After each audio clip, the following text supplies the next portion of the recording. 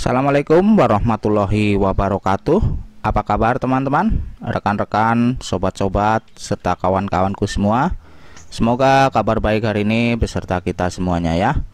Oke, pada video kali ini saya akan sharing atau berbagi cara ya bagaimana ini saya mengecek CCTV yang tampilan perekamannya atau hasil dari video kameranya ini tidak muncul di monitor ya teman-teman ya.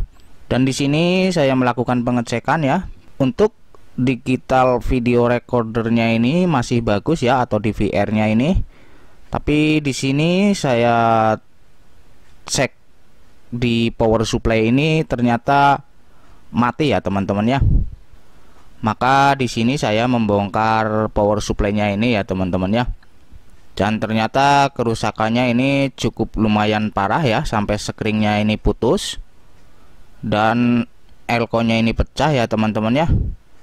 Tapi di sini kayaknya ini ada bekas jamur ya, mungkin ada air yang menetes atau gimana ya, sehingga ini menimbulkan konsleting yang hampir seluruh komponennya ini mengalami kekonsletan ya teman-teman ya.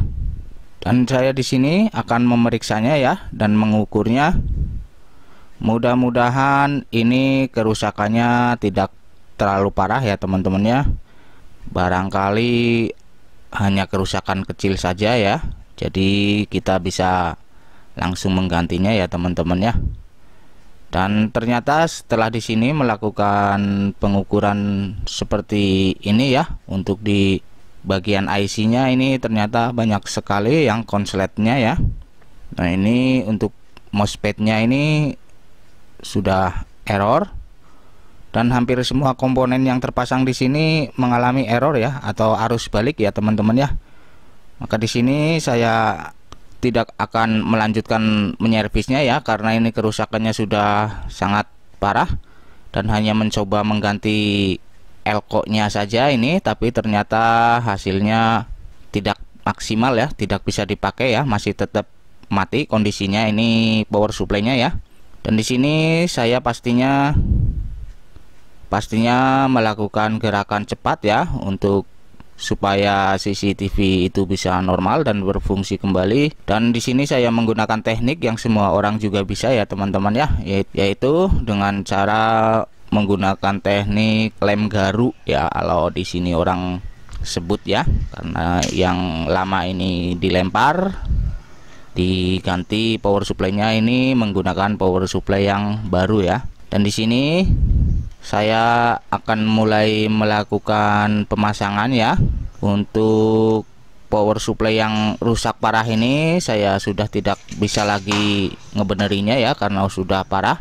Kalaupun bisa itu akan makan waktu, dan kalkulasinya pun jauh lebih mahal daripada kita beli baru ya, karena ini udah hampir semua komponen ya yang rusaknya ya teman-teman ya. Oke, di sini saya langsung saja ya akan mengganti power supply ini supaya CCTV atau kamera LED-nya ini, kamera CCTV-nya ini bisa jalan ya teman-teman ya. Karena sebenarnya ini kalau hasil gambar kamera tidak muncul di layar, di monitor ya, dan DVR-nya ini masih bagus, berarti ini pasti kemungkinannya ada di power supply-nya ya teman-teman ya. Dan ternyata benar ya, setelah saya cek ini power supply-nya mati. Dan langsung saja ya, di sini saya melakukan penggantian power supply-nya ya teman-teman ya. Untuk ampernya sendiri power supply ini hanya 5 ampere ya, sedangkan voltasenya ini 60 ya. Nah, ini power supply-nya bentuknya sangat kecil seperti ini ya teman-teman ya. Dan ini power supply-nya ini 5 ampere dan 60 watt ya, sedangkan voltasenya 12 ya, standar, karena ini sama juga dengan adaptor ya, orang menyebutnya, atau power supply sama saja ya. Dan di sini untuk teknik pemasangan kabelnya ini sangat gampang ya, karena di sini saya hanya mengikuti proses yang lama ya, mencabut yang lama dan menggantinya atau memindahkan kabel ini ke yang power supply baru ya. Dan di sini untuk tegangan listriknya ini ada di bagian pinggir ya. Dan untuk pemasangan min plusnya tidak masalah kalau untuk pemasangan kabel listrik ini ya teman-teman ya. Nah, ini pemasangan kabel listrik ini ada di bagian pinggir. Sedangkan untuk pemasangan LED-nya atau kabel kameranya itu ada di bagian pinggir sebelah ujung ya, yang dekat ke lampu LED-nya ya teman-teman ya. Dan apabila dalam proses pemasangan kabel LED ini tidak menyala, ini bisa dibolak-balik ya teman-teman ya, supaya bisa nyala lagi kameranya ya. Karena untuk pemasangan LED kameranya ini tidak bisa kebolak-balik ya, sesuai jalur yang sudah ditentukan ya teman-teman ya.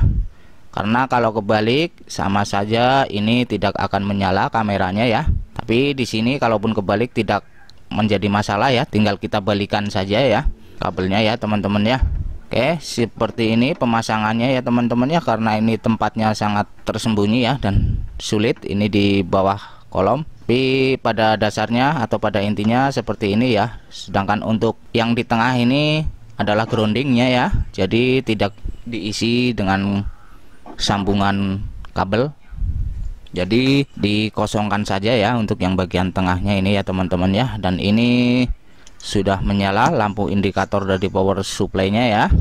Gimana, kita akan langsung mengecek hasil dari pemasangan power supply ini, apakah bisa menampilkan gambar kamera CCTV-nya di monitor ya teman-teman ya. Dan ini DVR-nya ini masih bagus ya, dan perekamannya pun masih jalan. Sistem untuk merekam hasil tangkapan kameranya pun ini masih bagus ya, DVR-nya ya teman-teman ya. Oke, dan ini sudah terpasang dan sudah terkonek ya dengan kamera, dan power supply-nya ini ternyata bagus ya. Oke, ini sudah jalan, sudah normal kembali ya teman-teman ya. Dan ternyata untuk kerusakan pada CCTV ini hanya ada pada power supply-nya ya teman-teman ya. Jadi jika teman-teman mengalami trouble kerusakan pada CCTV itu, teman-teman bisa mengecek bagian dari power supply-nya ini ya. Jika mesin DVR-nya itu masih bagus, biasanya di sini di bagian power supply ini mungkin ada konsleting atau mati ya. Oke, sekian dulu video dari saya teman-teman ya, semoga bermanfaat sharing dari saya. Dan di sini saya bukan ahli ataupun profesional ya, tapi ambil sisi baik dan buang sisi buruknya ya teman-teman ya. Oke teman-teman, salam kompak, salam semangat, salam kreativitas tanpa batas. Assalamualaikum warahmatullahi wabarakatuh. Dan jika teman-teman suka dengan video yang saya bagikan kali ini, jangan lupa ya bantu like, komen, subscribe, serta share juga ke teman-teman yang lain. Terima kasih.